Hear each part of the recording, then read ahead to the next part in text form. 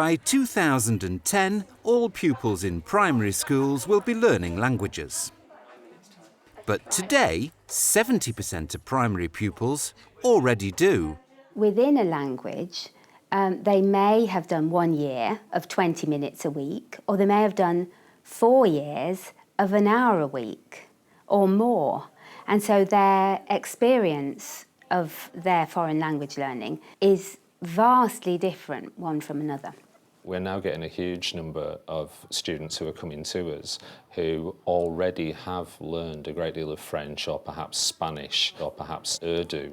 So it's quite a complex picture that comes in, and we then have to sort of deal with the repercussions of that as we sort of move through Key Stage 3. This position, say MFL's staff, presents both dangers and opportunities. We might even be putting them off because there's quite a big issue here, which is that you can cover the same old ground over and over again if you're not careful. So in primary school, they'll learn how to introduce themselves and ask how someone is and talk about the contents of their pencil case, which is very thrilling. And then, if you're not careful, they'll come into Key Stage 3 and do exactly the same again. And we noticed that was becoming really a very boring thing for them. And far from harnessing the enthusiasm they had, it was making them really switched off languages. But it is possible that a switch off can become a turned on. We can improve the interest level of the topics that we teach at secondary school, and we can improve the language learning skills so that pupils feel empowered to learn more languages, and perhaps English-speaking people will actually start wanting to learn other languages and thinking they can. So how are MFL's staff at Bellevue Girls' School in Bradford heightening the opportunities and avoiding the dangers? We sat down together as a department and thought about it and came up with, I suppose, an action plan that we've gradually put into action. We've needed really to get a handle on their ability very, very early on. And that's constantly changing in a way because as 2010 approaches, there are a larger and larger number of primary schools that are taking on board the primary languages strategy. And as a result, our job on entry into Year 7 can be quite complicated and quite challenging, really. What we're trying to do is to set the Year 7 as soon as they come into the school. And we do that by testing them in 4 languages: French, Spanish, Arabic and Urdu. Right, girls, so I'm going to give you one of the 4 exams that you'll be sitting. This is a writing exam. So remember to write the best French that you possibly can. And remember, it is an exam, so you need to think of it as a proper exam. They are then setted as a result of those test results. And we find that children, unsurprisingly, children who've learnt French in the primary school tend to go in the top sets for French, and those who've learnt Spanish tend to be in the top sets for Spanish, and the same with previous experience of Arabic and Urdu. Setting based on existing knowledge and experience of the language clearly seems to make sense. But as one problem is solved, another emerges. I think really, yeah. I mean, there are still some issues. I mean, clearly we would have liked all of the students to have moved over to the three lessons of language a week in one language. The problem was that the staffing pattern simply didn't fit that. We obviously have prior knowledge now for the coming year, and I think we will stay with this for the next couple of years to actually try and maintain the pattern. And obviously we'll start next year with the idea that we want a teacher to be available to teach 3 lessons to that particular year group. But this year it simply didn't work. So as a result, what we've got are some sets, in addition to the ones who are doing French or Spanish in a linear way, we have some sets who are doing 2 lessons of Urdu and 1 of French, and 2 lessons of French and 1 of Arabic. Clearly, had we had the opportunity to think this through fully at the beginning of the year, we might well have opted for this system that we've come up with now, where we're actually teaching 3 lessons of one language to the groups, for the 3 years that they'll be in Key Stage 3. With timetabling tackled, there are other challenges to face with the setting system. I think setting perhaps is a bit of a misnomer in that. I think in any school, when you use the term set, quite often it's a very sort of loose term. We still within one set may well have a span of ability. Certainly I've observed lessons recently where there may well have been students who were operating at around level 2 up to level 4 or above. So even within a set, you get this span of ability, and obviously it's a challenge for the members of staff who are teaching the students to actually differentiate the materials appropriately. We have such a range of students coming in with different experiences. Certainly catering for their needs has got to be top of the list.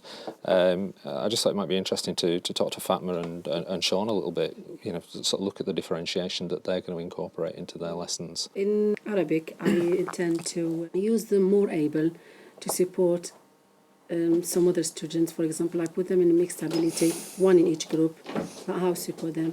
From time to time, I support by task. Sometimes I support them myself. Sometimes, which I find a bit challenging, I use pressure on the, for example, gifted students and talented. I put a lot of pressure on them. I say, you finish this task and you are going to do the second one. So I put more pressure on them to complete, like, for example, 3 worksheets in one lesson, or to do extended work. Clearly, with the advent of the Key Stage 2 languages advances, then we've got the additional challenge of coping with students who perhaps have already done a lot of the things that we would traditionally have taught here at Key Stage 3. So it's a question of making lessons a little bit more interesting, using the language more creatively, and also perhaps focusing more on the skills that students need, rather than simply the topic areas that they would normally have covered. I have to say that for the first time teaching Year 7, that group, I'm assuming because they've already started to learn a language, are fitting into what we want to do about learning skills rather than content beautifully, because they're using their knowledge of Arabic to understand how to do French, and they understand things like masculine and feminine, and talking about differentiating, actually I'm having to change the way I teach Year 7 because they have come with knowledge and skills already, and they're using them. So it is interesting to think that if we want to focus on skills, that it should work, that they'll be able to transfer them to another language later on. The methods devised at Bellevue are settling down now, and staff are seeing the real benefits of integrating their approach with increased language learning in primary. There are other factors as well that I suppose impact on the way that we're working.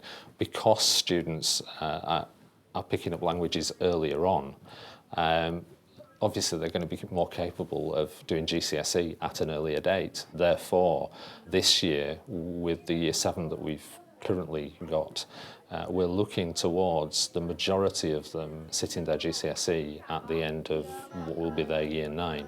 Clearly for some students that may not be appropriate, but we're looking to get as many students as we can up to GCSE by that point, so that the constraints for them at Key Stage 4 are not as great. They may then open up their options, because traditionally what we've had to do is offer a very set number of students the dual language option, whereas now we're hoping that by doing languages from Year 7 and doing the GCSE at the end of year 9, we may well create some linear dual linguists rather than having students doing languages in tandem or parallel, if you like.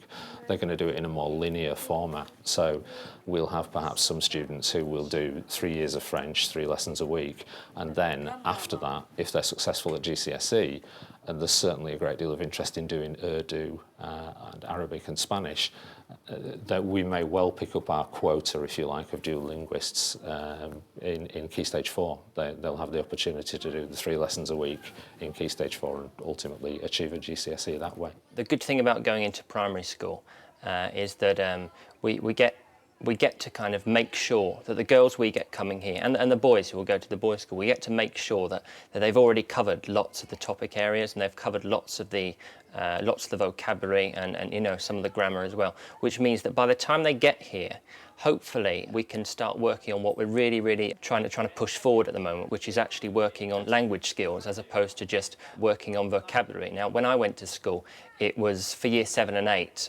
We had no French before. You know, we might have learnt a few songs, but basically that was it. So when we came in, we had to learn the vocabulary from scratch as well as working the language skills. There are 4 students in my group who are by a good 10% generally above the others in the class. Now, 3 of them have done Spanish before, and another is a Slovak girl who has learnt English very recently, and she has language skills. She's got the skills that we're looking for already. So what I'm going to do is, they're starting a new topic tomorrow, which is going to be school subjects, but the actual lesson objective is how to recognise cognates and how they can be useful for language learning. So instead of all of the class sitting down and including the girls who already know the vocabulary, what we're going to have is we're going to have these 4 girls who will be actually up at the front presenting the vocabulary to the rest of the class. So while the others are sitting there trying to work out what it is, these girls will be practicing their pronunciation, and one of them is actually going to be out of the room. And what we're going to do is we're going to have a mix of pictures and letters on the board, and Mariam's hopefully going to come in and arrange them, and we're going to say, okay, well, Mariam, how do you know that la historia goes with this picture? And she can go, well, okay, that word looks like history. Okay, whereas the others will be scribbling it down because they've never seen it before. Okay, so that's how I'm going to differentiate for that lesson. If our girls don't have to learn the vocabulary, if they've already known it, and that gives us a massive chance to kind of really work on language skills, which will hopefully translate into good GCSE grades. And you know, it's obvious that the girls that I teach are much better at language than I was at year 7 because they've had experience of it before. So, you know, it's only a good thing that we can kind of go into the schools and get that experience. So it's good for us and it's good for the kids as well. If you had to give an answer, okay, what is a cognate, what would you say? Mariam, what would you say a cognate is? A cognate is like a word that sounds the same or looks the same. You are an absolute star. I think that's probably what they say in the dictionary. A cognate is a word that sounds the same and looks the same. So what I'd like you to be aware of is some cognates are really easy to spot, okay? So like this one, Aisha, la geografía, no she, la geografía is obviously geography. That looks just like it, doesn't it?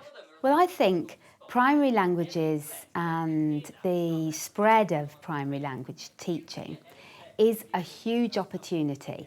And we need to build on it to make it the right base for secondary languages. And I do think that if we do that, we will encourage language learning to continue right through to A-level, or dare I say, the International Baccalaureate.